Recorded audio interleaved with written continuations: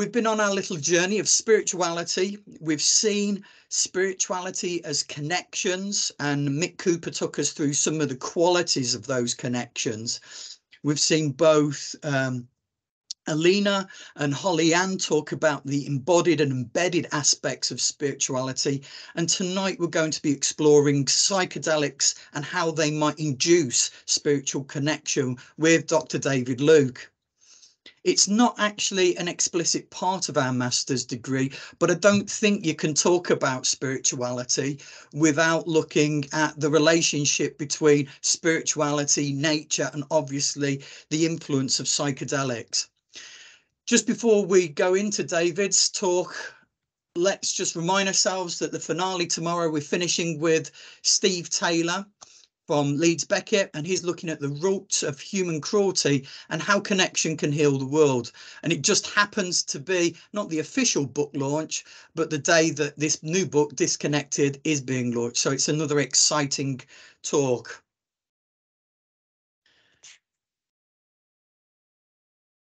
So it has been a brilliant week. Tonight will also be brilliant. I love this guy and I love his work. He's genuine, he's passionate, and he supported our undergraduate exceptional human experience module generously over the years. And that's considering how busy it is. I was looking all stuff up about you today, David. More than 400 public lectures he's given, published 100+ papers, written 13 books, travelled the world from Americas to Africa, listening to the wisdom of shamans and Shivites. He's Associate Professor of Greenwich University, founder of the Breaking Convention, an international convention on psychedelics. He's a lecturer at Imperial College London, the Aleph Trust, and he's only 36. What a legend. Thank you, Lee. I'll pay you for that last comment. Very nice. Wow, what can I say? That's a beautiful introduction. Thank you so much, and thanks for inviting me along. Sorry it's a bit echoey in here. I've just arrived in Newcastle and just checked into a hotel. I'm about to give a talk at the Life Science Centre just straight after this. So just kind of juggling a few balls as usual. And I think, can you see my slides by any chance? Yeah, good. And this is going to be a kind of edited talk from other talks, and I'll try and kind of it all applies, but I might have to skip the odd slide here and there to make it more relevant. But just if I'm going way off tangent, just kind of reel me in, okay? So here we are. I'll try and talk for about 45 minutes and leave some time for questions at the end, if that's all right. Or if it gets too boring, just interject. So yeah, we are in the middle of a psychedelic research renaissance, the likes of which we haven't seen, ever before. In fact, psychedelic research was a kind of all the kind of topic back in the 1950s and 1960s, and of course prohibition happened, and it didn't stop people taking drugs, which was supposedly the aim, because the number of people taking psychedelics and all other recreational drugs has increased year on year since then, and the drugs have got cheaper and purer and more available, and there's more of them as well. But it did stop human research with psychedelics for 50 years or more, but now that's kind of very much been resumed, and it's a kind of hot button topic in the academy for the possibilities that psychedelics can bring to mental health, but also to other areas of medicine, and to psychology and neuroscience and consciousness research as well, and also spirituality. And I think transpersonal psychology or spiritual psychology has a lot to both contribute to this coming renaissance of psychedelic research, and also to kind of, it's going to receive a boost as well, because a lot more people are going to be having spiritual experiences. So I'll try and cover as much as I can. Yeah, I don't need to give myself an introduction. Yeah, also attached to Imperial College Centre for Psychedelic Research. I teach a 1-year open access professional certificate course on psychedelics, altered states, and transpersonal psychology at the Aleph Trust. And when I'm not doing that, I'm usually at the University of Greenwich, where for several years we hosted, the last 10 years, in fact, a conference called Breaking Convention, which is now Europe's biggest psychedelic conference for the last few years. It started in 2011, pretty much at the very start of this renaissance, and there'd never been a psychedelic conference in the UK. We put one on and we didn't know if anyone was even going to come, and like 500 people turned up, and they weren't all hippies, which was astonishing. You know, some of them were also academics, so that was kind of great. And so we kept on putting it on, and it kept on getting kind of bigger and weirder, and more people coming to present their current research from all around the world. That's what I figured it'd look like this year, or probably more like that, actually. I've just come back from the University of Exeter. We've now moved home. We've finally kind of left London and gone out west. And we had about 1,100 people turn up to that conference there, and it looked a little bit like that. So that's some of what I do. And, you know, not just to plug our amazing conference, but to say that, you know, we really are in this kind of exploding area of research interest, and there's kind of psychedelic research centres popping up like magic mushrooms on a damp golf course in autumn, at prestigious universities all around the world. And also Greenwich. And, you know, the number of known psychedelics has been increasing exponentially since the year 1900. Back then, there was pretty much only 2 psychedelics known to the kind of Western Academy, if you like, that kind of thing. And Alexander Shulgin, the father of psychedelic chemistry, said that, you know, the number of known and tested psychedelics has increased by a factor of 10 every 50 years since then. And sure enough, 1950 there was about 20 psychedelics. By the year 2000 there were like 200. Being a good drug geek, I checked in 2012 and there was like 350 then. So we're on course for this exponential increase, so that by the year 2050 there'll be 2,000. I think we're actually going to exceed that. We're probably at about 2,000 already, because of the kind of increase in psychedelic drug development. But if we're on course, you know, by 2100, should we ever get there, there'll be like 20,000 different psychedelic substances, all of which will get you into a different altered state of consciousness. So there's a lot of research to do. And of course, the research has kind of mirrored this kind of exponential increase in the number of psychedelics. Although, of course, you see here from the 1950s, there was a kind of an increase, and then it tailed off at the end of the 60s for many years, and it started picking up again, particularly research in humans. Just to give a bit of basic kind of orientation, but what do we mean by psychedelics? Often derived from various flora and fungi, and occasionally fauna. There are kind of psychedelic toads and fish and corals. I don't know what category. Probably plants, I don't know, and all sorts. But often it's the chemical components of those which are extracted or synthesized that are, you know, identified as the active chemical psychedelics. And there's 2 major classes of those: tryptamines, which includes LSD, psilocybin, which we get from magic mushrooms, and DMT, which is actually naturally occurring in the human body, and in fact in all mammals and widely throughout the whole animal kingdom, and plant kingdom too, although not in fungus. And fungus have their own version. It's called psilocybin. And then the other class are called phenethylamines. These are like psychedelic amphetamines, and includes things like mescaline, MDMA, otherwise known as ecstasy, and things like 2CB.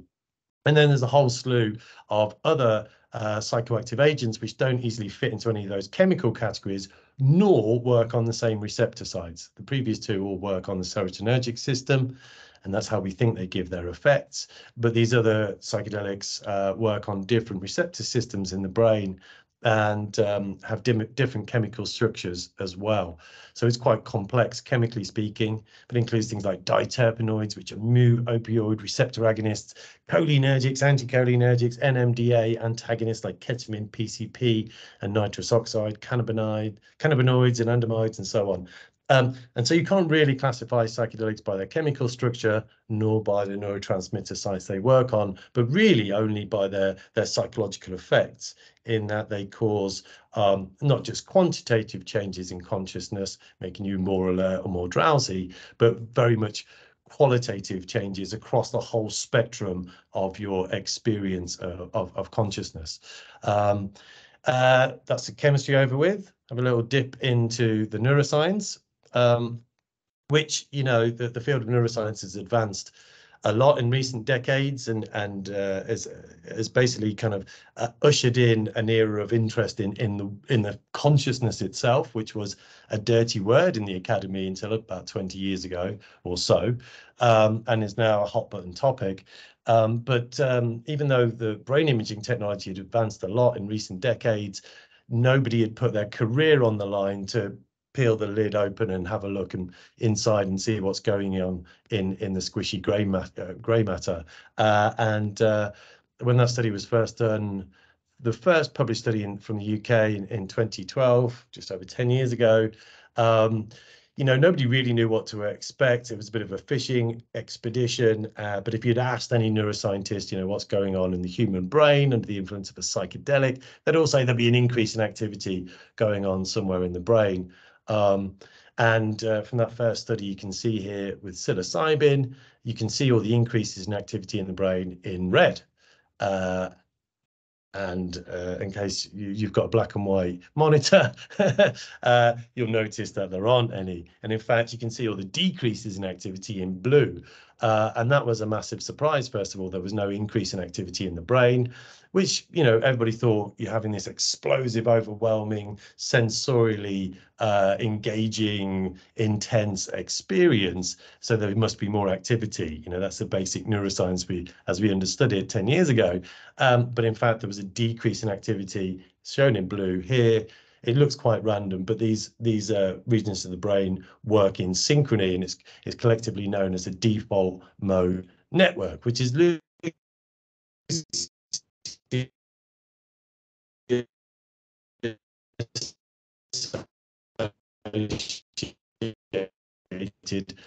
with your kind of sense of ego, your identity. Whenever you're mentally talking about yourself, what did a minute ago, what you're going to do time, ayahuasca, DMT, or reduce activity in the DMN, the default mode network.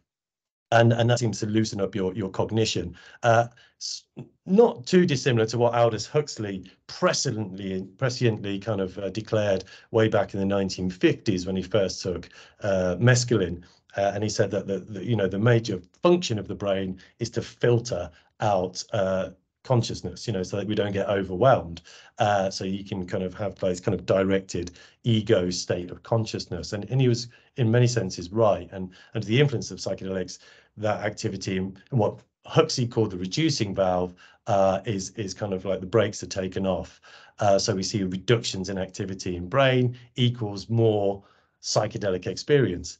And they also looked at that data in a slightly different way. Instead of looking at the amount of activity in the brain, they looked at the amount of connectivity between different brain regions, and they got a very different picture.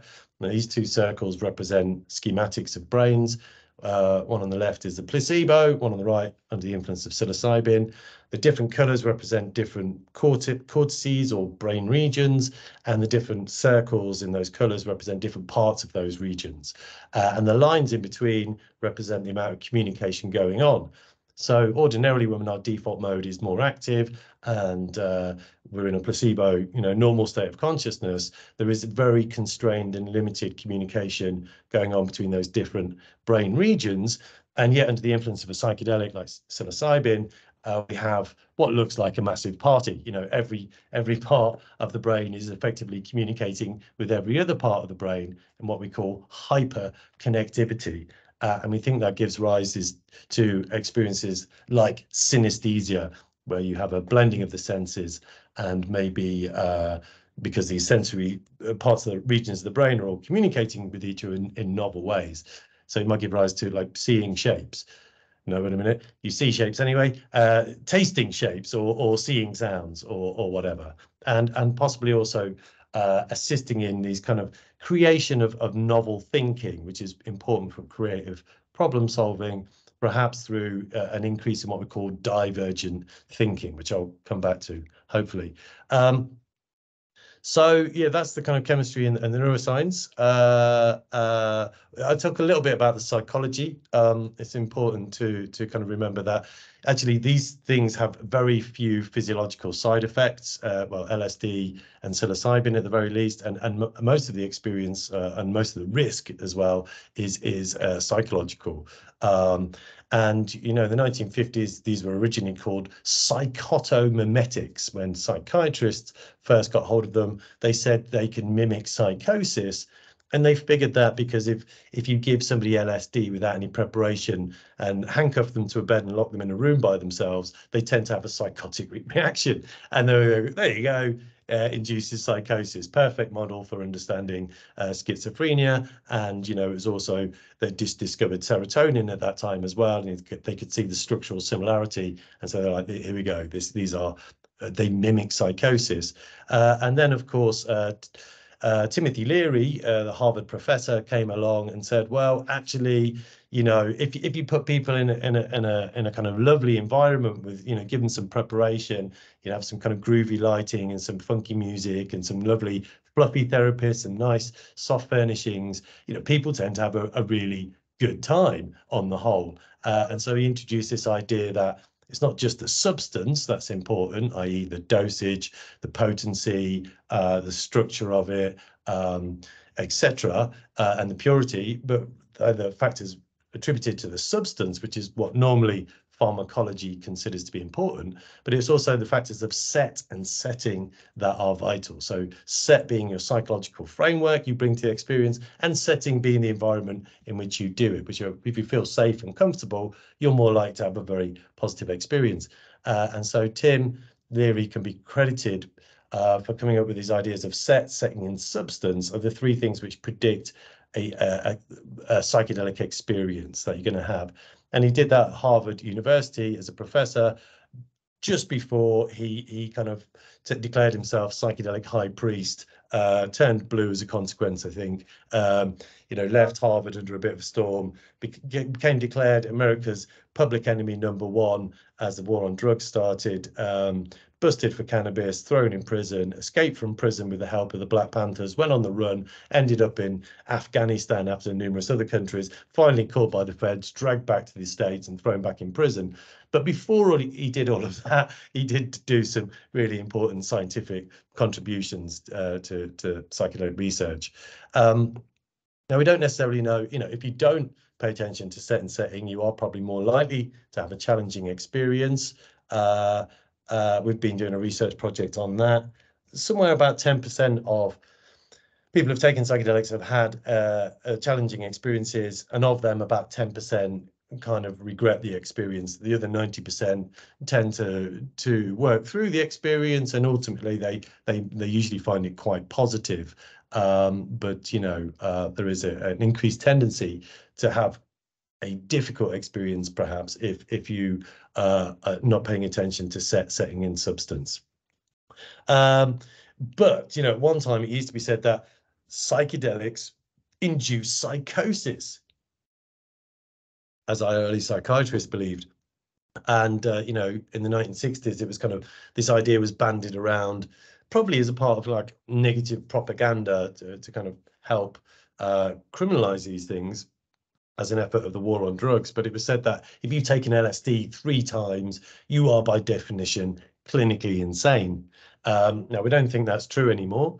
And we know that because there's been these large-scale epidemiological research surveys, including 130,000 randomly selected people in 2 separate surveys. They kind of replicated each other in their findings, and that found that of people who've taken recreational psychedelic drugs, and if you compare it to their psychiatric history, yes, generally there's a direct relationship, you know, except for, it turns out, with psychedelics, and if it seems that there are actually at no greater risk of mental health problems if you have a history of taking psychedelics. And in fact, in some cases, you seem to be more likely to have better mental health, such as those people who used psilocybin had a lower incidence of psychological distress, lower incidence of 1-year use of medication, psychiatric medications, and lower inpatient treatment for psychiatric conditions. So, you know, taking psychedelics, if they reliably induce psychosis, we would see that epidemiologically, and in fact, in our challenging psychedelic experience research project, which we just analysed, we had a survey of 600 people. You know, the incidence of psychosis was actually very, very low, but challenging experiences were present.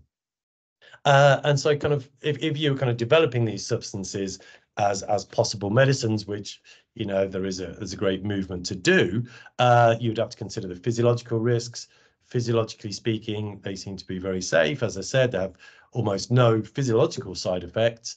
Their actual toxicity is also very low when we think about LSD and psilocybin, at least. And, you know, there's no practicable overdose value for either LSD or psilocybin, as it turns out. And we know that because unscrupulous drug smugglers doing what they do, you know, you've got to cross a border, you want to smuggle your drugs across, probably, you know, it's probably a small quantity that you don't necessarily need to run the risk of hiding in your baggage. So it might be a bit safer, perhaps, if you just, you know, wrap it up in cellophane and swallow it, and, you know, increase your security of getting it to your destination, which in the case of LSD might seem like a good idea, but pure LSD is intensely potent. You know, a gram of LSD, which can fit on the kind of small part of the center of my hand just there, is 10,000 doses. And in this one case, a drug smuggler wrapped up badly, some people might say, 7 grams of LSD and swallowed it. And of course, it opened up on the plane. You know, plane takes off, flying along, everything unwraps inside him. Plane comes into land, he carries on flying, basically. You know, 70,000 doses of LSD later. I mean, the important moral of that tale is that he didn't die, right? Even though he'd taken 70,000 doses. But wow, what a trip, I imagine. I guess it probably took him a few days to come down. We don't actually know, but, you know, he survived. And psilocybin also has no known overdose value either for practical purposes. It kills 0 people every year. I actually did a quick kind of literature review to check this, and there was one possible case of death through ingestion of psilocybin containing mushrooms since 1926, and we don't necessarily know if that identification was accurate or not. So, you know, effectively 0 people die from a psilocybin overdose every year, and which is a bit odd given the kind of legal status, because it's a Class A drug, which means it has no known medical potential and is a high abuse potential.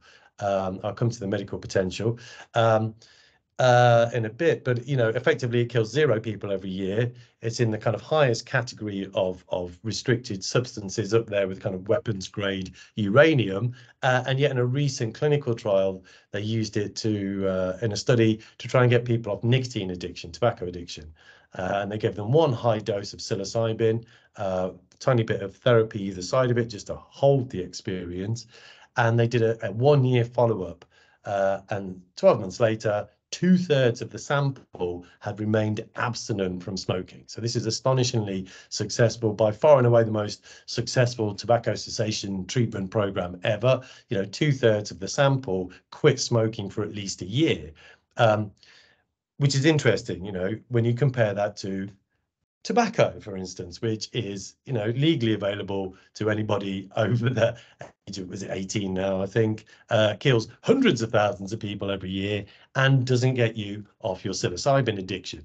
And, you know, nor would it, because it turns out psilocybin isn't addictive either. So that's one of the classic hallmarks of psychedelics, even though they're in this kind of restricted legal category for supposedly having high abuse potential, they are not in and themselves physiologically or even psychologically addictive, particularly. So something wrong with the law there.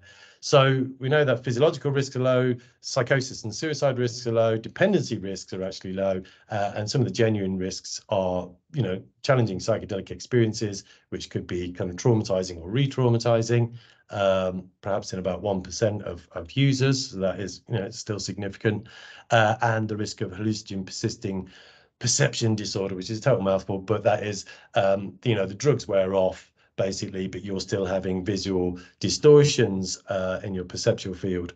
We don't know how prevalent that is. Estimates vary from, less than 0.1% to 4%. I think it's probably much lower than 1%, but still a significant number of people. And the way we're conceptualizing that now is it, for all intents and purposes, it looks exactly like a congenital developmental condition called visual snow syndrome, which only got a name a few years ago. And that is people have kind of a strange visual field, which they completely habituated to because they've had it their whole life. But it includes like pixelated skies and blue backgrounds and tracers and things like that. And it looks like HPPD is probably a kind of late acquired type of visual snow syndrome, late adult onset, in which case we can probably determine if it's genetically inherited, which it probably is, and therefore we could probably screen people and reduce the risk of developing HPPD. So that's all the risks. I'm going to tell you about some of the positive stuff. If you've been following the news, you're probably aware of that, psychedelics are now being rolled out in clinical trials for the treatment of all manner of psychiatric conditions, from addictions, which I've already mentioned, depression, anxiety, post-traumatic stress disorder, and end-of-life existential fear, but also, ancillary stuff like OCD, eating disorders, all kinds of stuff. Now, all this research was actually done in the 1950s and 60s and found very positive uses for psychedelics as these kind of trans-diagnostic efficacious treatments for psychiatric conditions.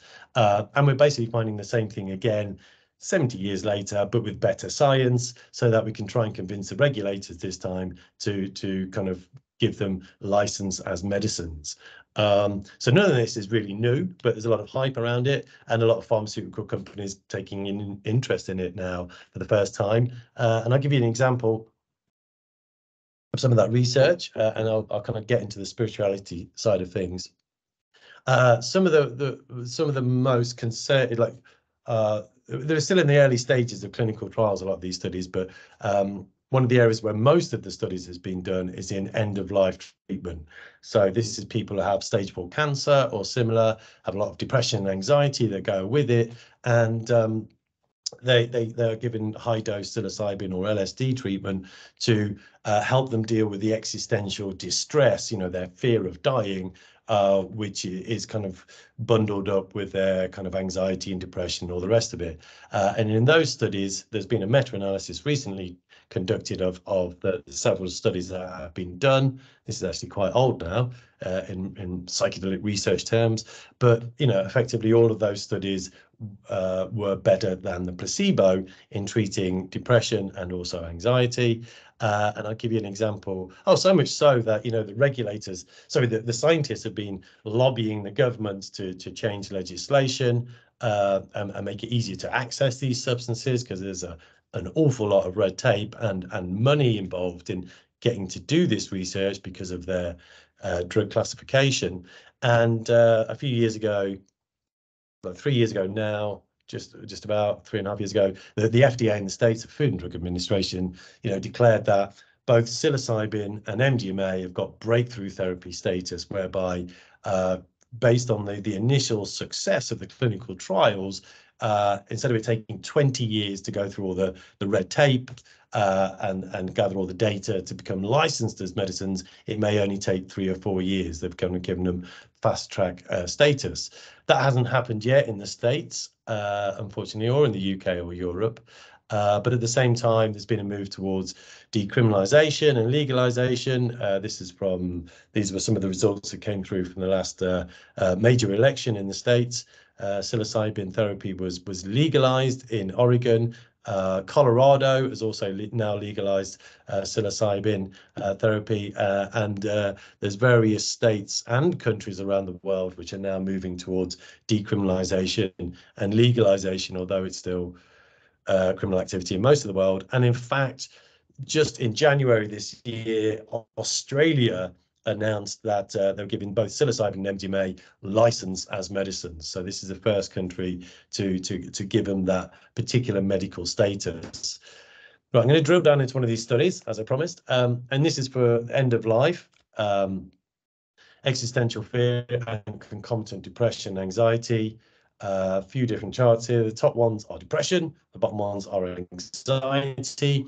The one on the left, the blue chart is a low dose of psilocybin as a control condition, and the red a high dose. And the first two bars are 5 weeks, and in the top left-hand corner, these are people who had a significant response, i.e. reductions in their depressive symptoms following the treatment, about 30% in the low dose condition, but about 90% of those in the high dose condition. After one high dose, 90% of them had reductions in depression at 5 weeks.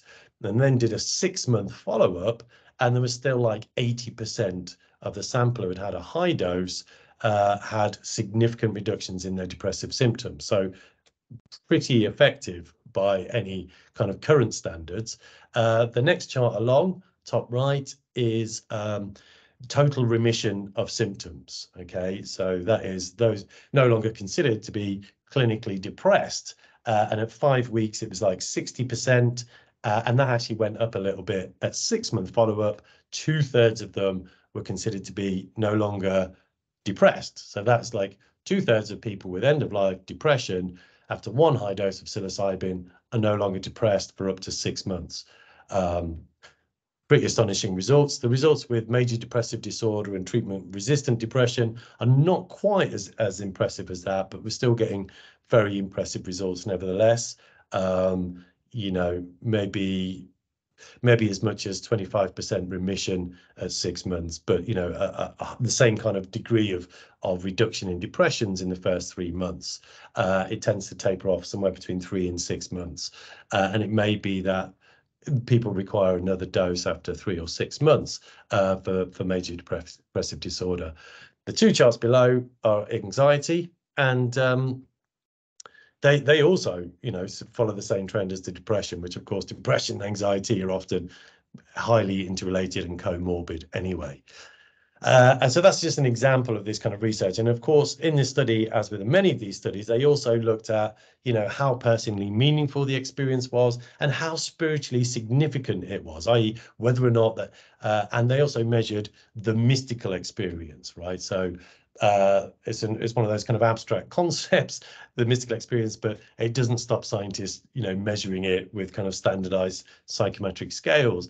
And it turns out in this study, as with many others, you know, the more mystical or spiritually significant your experience, the greater your reduction of clinical symptoms, right? So the better your outcome, clinically speaking, be that depression or anxiety. And we find that in every study that has measured the mystical experience in psychedelic-assisted psychotherapy, be it with tobacco cessation, in that study I talked about earlier, very strong relatively strong correlations there between the intensity of the mystical experience and reductions in cravings. Again, with alcohol cessation, treatment of alcoholism, strong relationship to the mystical experience. And in fact, actually I've updated this, but this is the old version. These are all the studies up until a couple of years ago that had measured the mystical experience in clinical trials. And you'll find in all of them, there are correlations between the intensity of the mystical experience and reduction in clinical symptoms. So, you know, what is it about the mystical experience then? Now, we're not at the point, unfortunately, where we can say the mystical experience is the cause of the better of the treatment of the clinical outcomes, because that, you know, prospective controlled experimental research hasn't been done.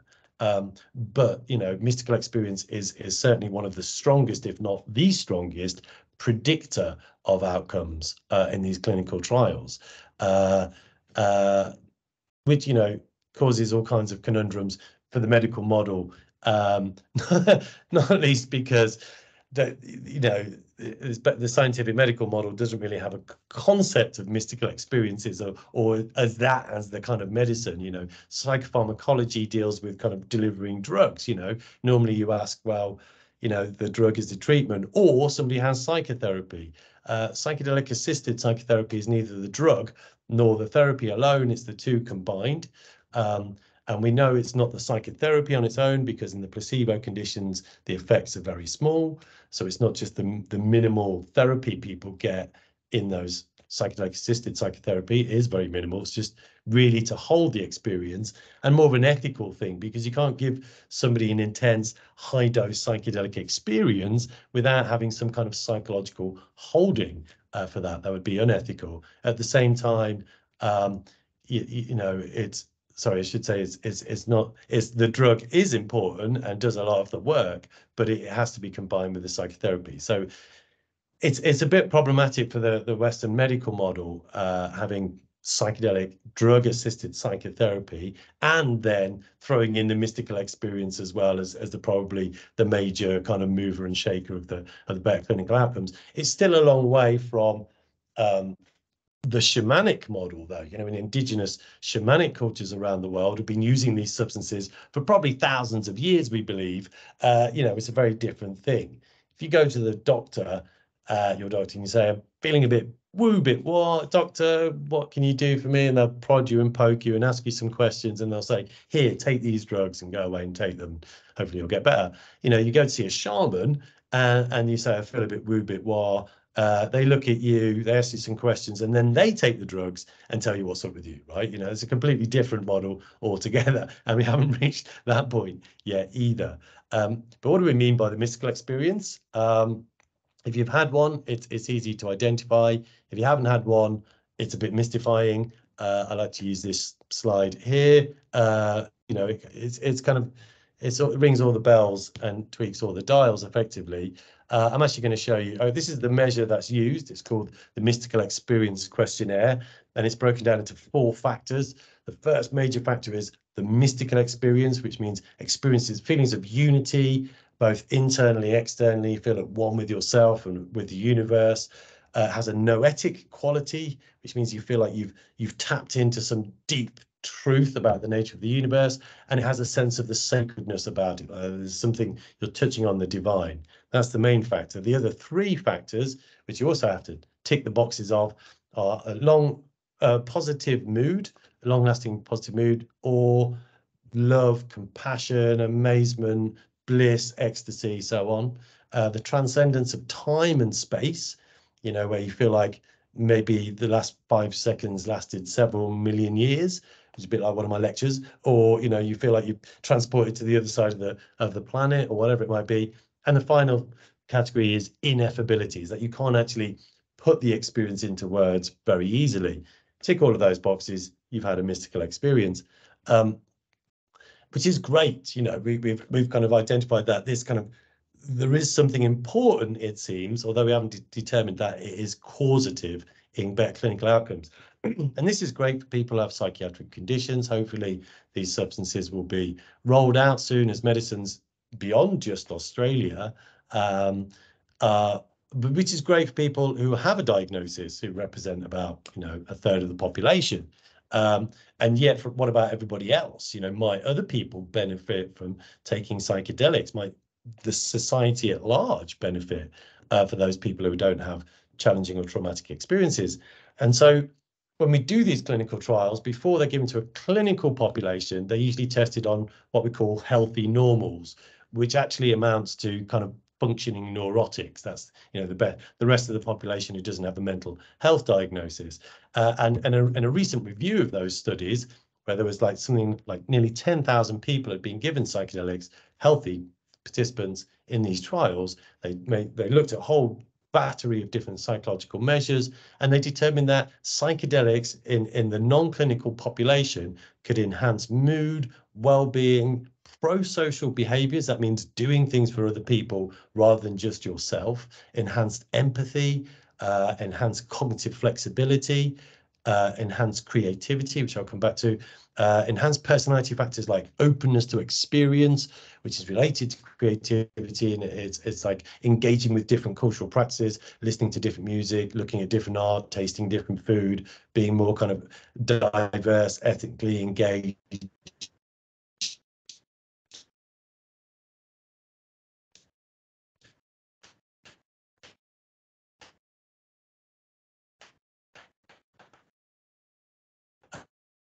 Uh, uh, enhanced value orientations, enhanced nature which is important. And I'll open up for questions. So one of the things, there's a massive cultural footprint in the 60s. Everyone know about that in terms of language and fashion and music and art. What's less well known is the influence of psychedelics on technology and science and innovation. There was one study done just before before the start of Prohibition, and they got a load of tech professionals in. They gave them either mescaline or LSD, and they got them to work on their most difficult technical problem.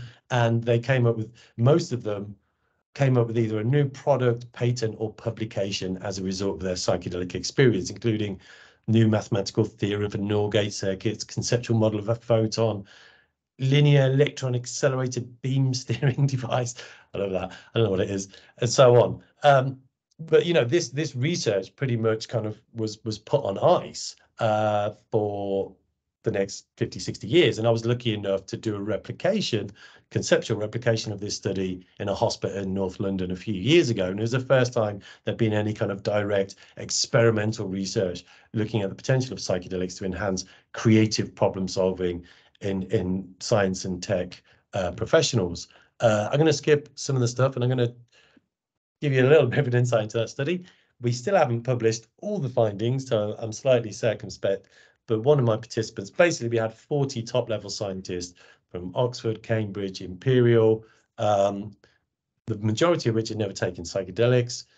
We had had some psychedelic experiences as the pilot study, and then the rest came into our lab in the Clinical Drug Trial Centre, and we gave them LSD for the first time, and they had to think about the most difficult technical problem they had from their domain. So these were Oxford, Cambridge, Imperial PhDs in maths, physics, engineering, material science, geology, biology, and so on. Yeah, I can't really say too much other than I think the majority of them felt like they had some kind of breakthrough experience. I can't say too much about that because it's still somewhat embargoed, but I can show you this. One of the guys was a material scientist. He was working on trying to create intelligent fabric that can be programmed into any 3D shape. He was working on chainmail design, which didn't really work. And then he came up on his LSD, and he had this kind of eureka moment. Luckily, he didn't do his Archimedes trick and run naked through the streets screaming eureka, but that would got our project shut down quite quickly. We managed to detain him, and he's like, eureka, and he basically sketched down this thing, which he then later CAD designed, 3D printed, patented, and it's now being developed by MIT and NASA. And it's these kind of system of interlocking pyramids held together with rings, which can be programmed to expand or contract. So that was within half an hour of coming up on his LSD. He just basically saw this thing, and there was many examples like that I might come back to. So the idea that potentially psychedelics can enhance creative problem solving is quite key, and I think this is particularly interesting in the approach of solving ecological problems, and I'll say why, because one of the other major areas I've been working on in the last decade or so is the idea that psychedelics can enhance a connection to nature, which I think is really important right now. There hadn't been any research done on this until I started. It was one of those things that hippies always go on about, tree hugging hippies, take acid and hug a tree, but no one had done research. And we did the first survey, and we asked people, and a whole bunch of questions. For instance, we got a whole sample of 150 psychedelic users, and we said, had taking psychedelics made you feel more connected to nature, or more or less connected to nature? In fact, 100% of psychedelic users in our sample, sounds like a cat food advert,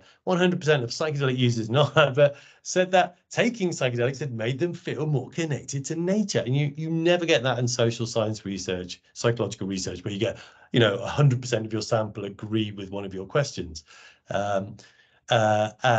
The majority of them also felt more concerned for nature. So we saw these kind of self-reported shifts in attitudes, and also shifts in behaviors, self-reported as well. So just over half of the sample said they'd changed their diet as a result of taking psychedelics, presumably more vegetarian or vegan or freegan or vegan or local, shabby, chic, retro, antique, I don't know what. just slightly over half of the sample said they'd increased the amount of gardening they do, which was astonishing. Presumably they weren't all just growing magic mushrooms. And even like 16% said they'd changed their career to something more ecologically orientated as a result of taking their psychedelics. And when we asked people, you know, which substance was the one that made you feel most connected and concerned, it turns out it was psilocybin mushrooms, which everyone had already guessed. So we put out a follow-up paper to this, and in Health Psychology Open, we suggested that it's all well and good people doing psychedelic assisted psychotherapy in a lab or a clinic or a hospital, and even when they do, we can detect an increase in connection to nature, even when they take psychedelics in these sterile environments. But if they were to take it in a forest or next to a lake or by a waterfall, we reckon that would boost their nature connectedness, their nature relatedness even more. And the benefits of that are, you know, that there's a long-term benefit in that the more connected to nature you are, the more time you spend in nature and the better is your well-being. So there's a kind of like, there's a positive feedback loop that you can instill by not only do the psychedelics enhance people's well-being and reduce depression and anxiety, but they make them connected to nature, which enables for better long-term well-being.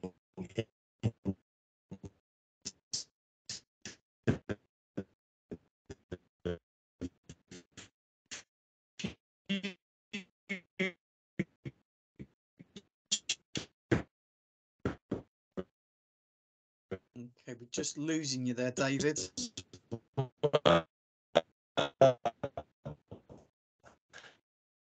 Clinics.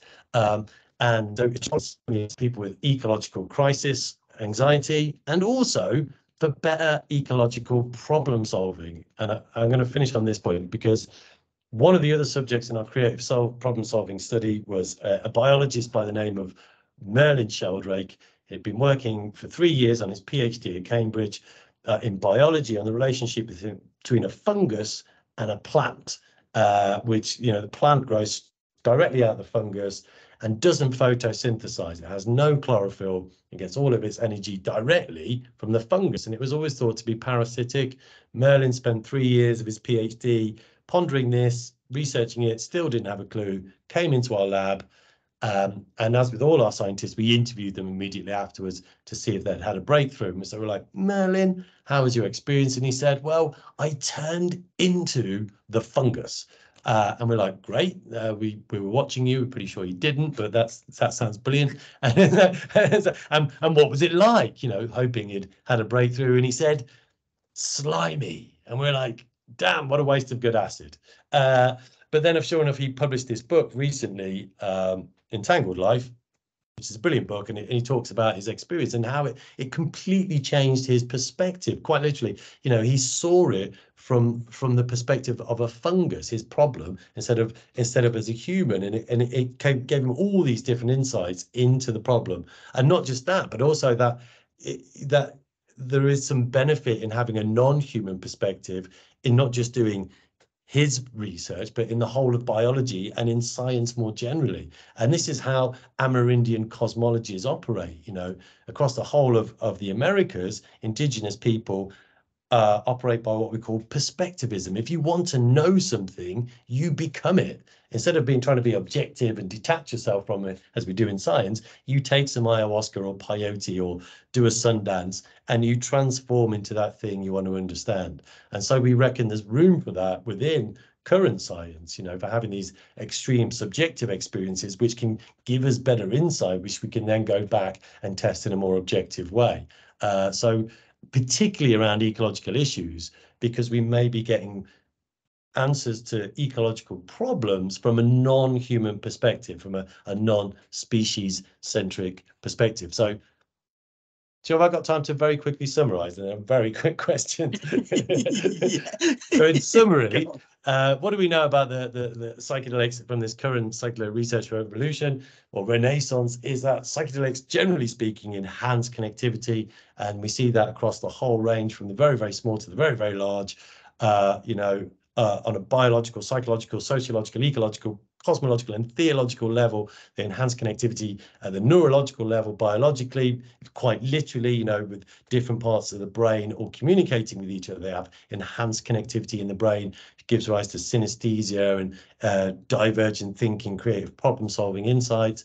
On a psychological level, people feel more connected to themselves. They're in greater contact with their unconscious material. People understand why they're mentally ill. You know, they kind of understand that, you know, that trauma, whatever is leading to depression, and they feel more connected intrapersonally to themselves, to their own unconscious material. On a sociological level, people feel more connected to other people, that they're more empathic, they're more communitarian minded, they have enhanced pro-social behaviors, reduced authoritarianism, more openness to experience, so people are more connected to other people. And that spills over to an ecological level. People feel more connected to nature itself.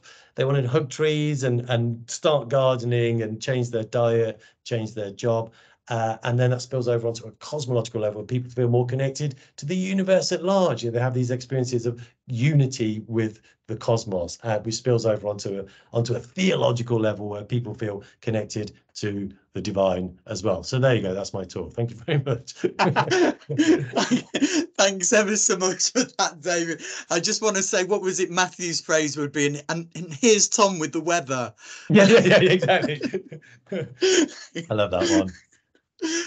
Thank you ever so much. There's so much to take in there, and every time you speak I learn something different. Much of what you said, particularly the second part of it, related to what we heard yesterday with Holly-Ann Passmore, looking at nature connection and how its meaning seems to be at the center of that. And I've got the sense that meaning seems to be at the centre of these mystical experiences, and then later on how people are connecting with nature again. You know, what do you think it is about psychedelics that lead to these meaningful experiences in some way? Well, I think. I mean, look, we're opening up our brains to a kind of a realm of altered states which we might not ordinarily access, right? Which in the West, you know, like Charles Laughlin calls us in the West a polyphasic culture, you know, that we only really value the ordinary everyday waking state of consciousness, with, you know, certain concessions for drinking coffee to work harder and getting drunk at the weekend to relax. Whereas indigenous cultures around the world are polyphasic, you know, they engage with dreams and with other altered states, with psychedelic experiences. And we've lost connection to that, I think, and they do drive this kind of deeper connection. They give you these you know, mystical experiences of cosmic consciousness, experiences of connection and unity. They are kind of classically transpersonal. They take you beyond your normal ego identity, and you take you into a feeling of a deeper connection with some other, be it another, you know, another part of yourself, or another person, or another species, or the universe more largely. And I think that's what's driving a lot of this stuff. I think, you know, the connection, and therefore also the meaning. You know, things become more meaningful in an increasingly meaningless materialist world. I think that's really kind of important. Beautiful answer, thank you, and one I totally agree with. Matthew, anything that you want to throw in there? Any questions that have come up? Well, I'll answer that one first. So hi, David. Yeah, fantastic again as ever. And it seems to be because we were fortunate to have you join us for our exceptional human experience module during the week, that again we had a few moments where your Wi-Fi wasn't quite keeping up with your speed of talking through these amazing ideas, which just adds an extra level of trippiness to the stuff you're talking about anyway. So I'm not actually, unless I'm missing anything, I'm not seeing any questions or anything in the chat. So I'm just going to check to see if anything wants to come at this point, because I can always ask one or two. First, so what I'm always doing this thing where I'll cover, if somebody wants to speak, this is a good point now, again, assuming your name there, Lee, for a second. Lee. Was yeah. If people unmuted and wish to, Yeah. raise their hand. He's off in the jungle. I'm not surprised. Yeah. I'm managing the technology, and with a bit of luck, I've saved it. Chat, yeah. So raise the hand. Be open. This is your chance before you step away. But I'll always ask this question while I'm waiting for others. But while we're waiting, I just want to say, congratulations and well done for getting this Masters off the ground. I think it's really brilliant. I'm really excited for you guys. I think it's very, very timely and really important. So, you know, and I hope you manage to recruit. I'll happily kind of help it what I can in that department, and just well done. Thank you, David. Thank you. All very much. A lot of work by Lee behind the scenes and so on. But so yes to that. And I did put into the chat early on when you mentioned your particular course at Aleph Trust, the link to that one there, and it'd be great, you know, to explore any more further connections there. So I'll tend to talk while I can't see any questions coming up. So if people do have a question, do type into the chat or raise a hand. There you go, Romy. Can you come off mute? Is that an option? Yeah. Yep. Can you hear me? We can. Yeah. Okay. Thank you very, very much. Really enjoyed that talk. I don't really know. I have this burning question, but I don't quite know how to put it into words because I've got all these different ideas that are popping into my head. But when you were talking about the receptors in the brain to do with the sort of the different psychedelics, and I wondered if certain brains actually have more receptors, or they naturally produce these anyway, and therefore there could be certain illnesses, mental illnesses that people are labeled with aren't actually mental illnesses. They are that they themselves are more trippy naturally anyway, but society isn't ready for that. And therefore, because they are acting outside of the norm, they're acting as if maybe they are on LSD on a natural basis, that they are then looked at as having a mental illness. I mean, I know I have not phrased that properly. No, that's good. That's good. That is, I mean, I remember being at a party once, and everyone else was on LSD, and I was the only person not on LSD, and I had no idea. They all you thought blended I was. Right in. I did.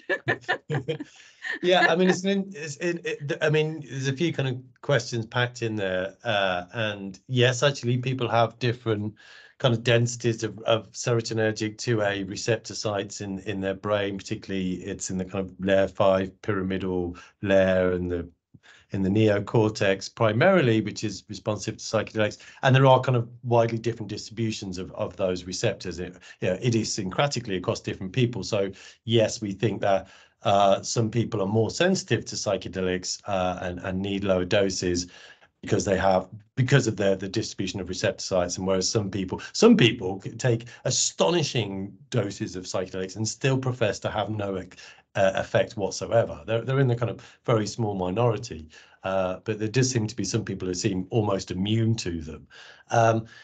So that's one thing, but you know, it's also kind of quite controversial to say that mental health is based upon you know, neurochemical imbalances. Obviously, that's been the kind of the working model for decades, but there was a recent review either out last year or early this year, which was looked at all the evidence for the serotonergic hypothesis for depression, and it was saying it's just not there. It's not actually well founded at all.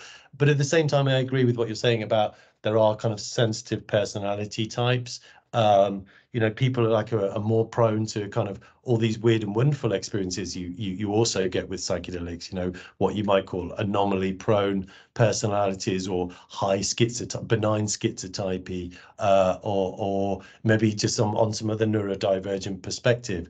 And I think, you know, increasingly with MAP, all these different anomalous modes of mentation and consciousness and perception, we're increasingly finding new variegations, you know, like like things like apophenia and aphantasia and visual snare are relatively new, but all the, you know, synesthesia, ADHD, autism, the whole range of possible types of neurodivergence you can have. It's almost like there is no normal brain, in fact. And I think people in a lot of those categories are also more prone to have weird experiences and be kind of more naturally kind of psychedelic, if you like. And you can think about people who also have other anomalous experiences as well, you know, people who have maybe a tendency for psychic experiences and so on and so forth. So I think there are some people, and I think there's lots of different categories, but I think there are some people who are kind of naturally more trippy than others, I would say. And though those people are sensitive, probably should be very careful taking psychedelics, because you might get more than you anticipated. Bargain for. Yeah, exactly. Also, thank you thank you very much for that. But also, I was going to say, because you spoke a lot about the brain, has there been any research that's been done on the body, sort of because I know people are more sort of looking at the neuroscience of something, but now there's sort of the heart, there's the polyvagal. Is there an effect that it has on that system? Has that been looked into?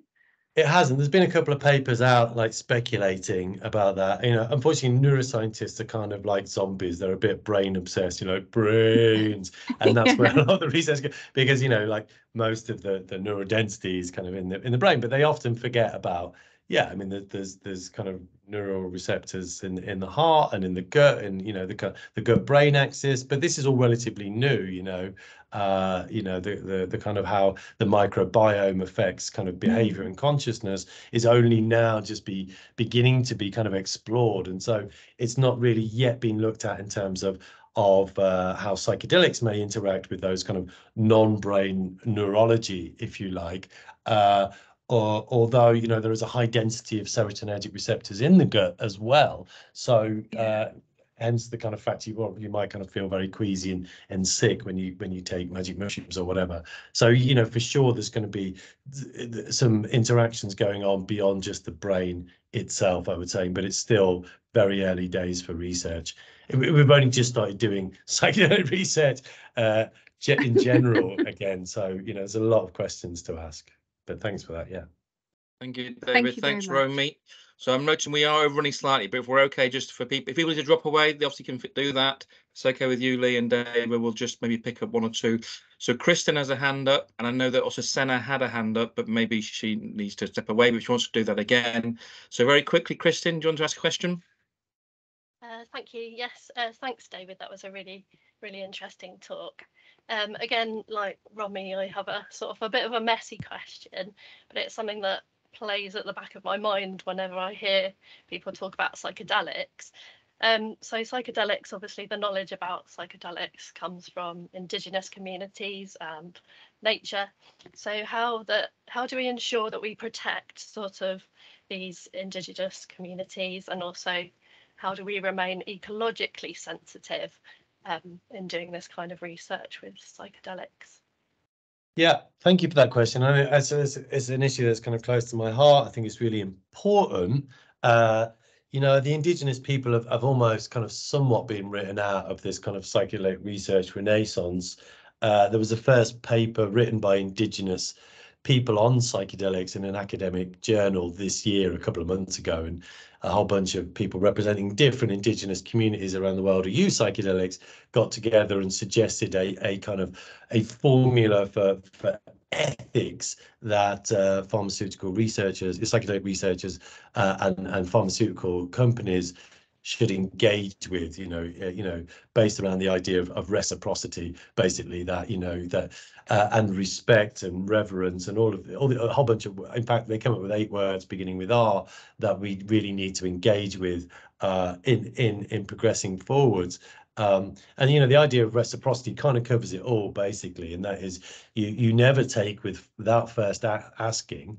And that you never take more than you need, and that's kind of how indigenous people, generally speaking, engage with nature, and that's somewhat at odds with our kind of extractivist approach to everything, effectively. And a lot of these pharmaceutical startup psychedelic research companies are kind of like reverse buyouts of mining corporations and things like that, in Canada. And like these are companies with a terrible track record of capitalist extractivism suddenly moving in on the psychedelic market. And there's kind of red flags popping up everywhere. It's like this is not the way to approach these kinds of very delicate,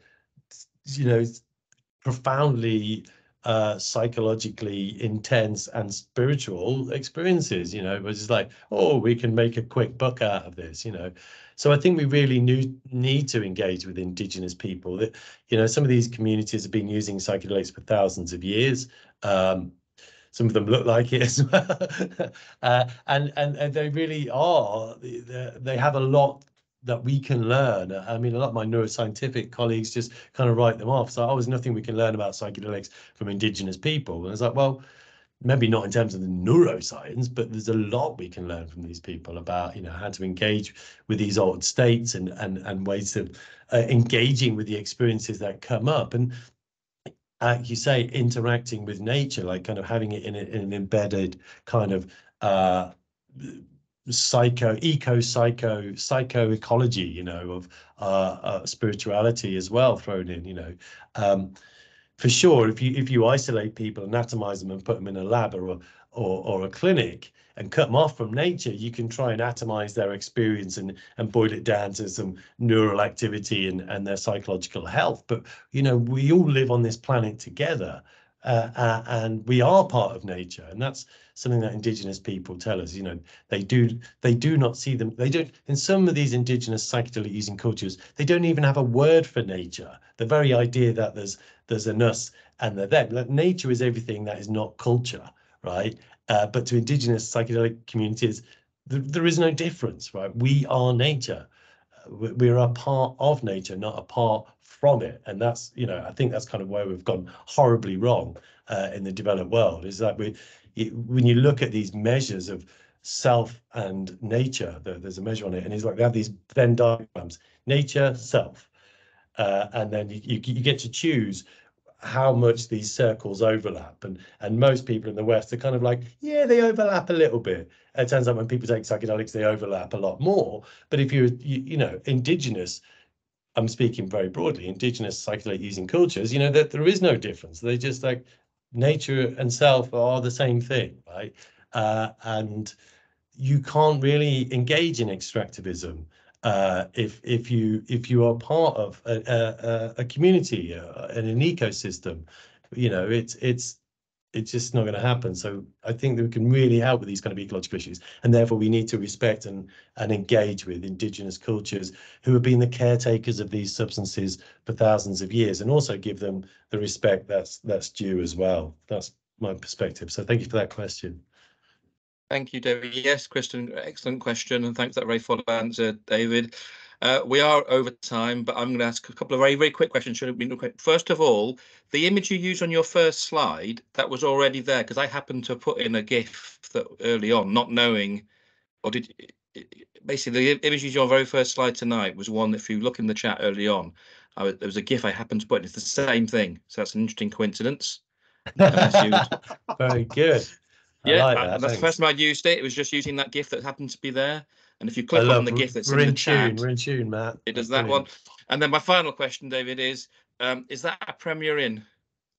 It's an old Jury Inn, which is now kind of Leonardo Hotel. But yeah, they're all kind of like, they're all pretty much like the same, really. Yeah, just whilst you were talking, it was identical. Shows how my mind works. And you're actually, so Live Science, you're speaking tomorrow at something, is that? No, I've got to go there now. Wow. Talk starts in about half an hour. Oh my goodness! In which case, then? So yeah, just to get out of here. Rolling Thank with you. I'll pass back to Lee, but thanks, David. Appreciate it. Thank you, David. It's an absolute pleasure. You have a brilliant night tonight, mate, and thank you ever so much for this. Thank you for everyone that's turned up tonight, and I hope that was enjoyable. I learn something every time. You look after yourself, and we'll speak soon. Take care. And you, all of you. Good luck with the conference. Thanks so much. Thank you. Bye.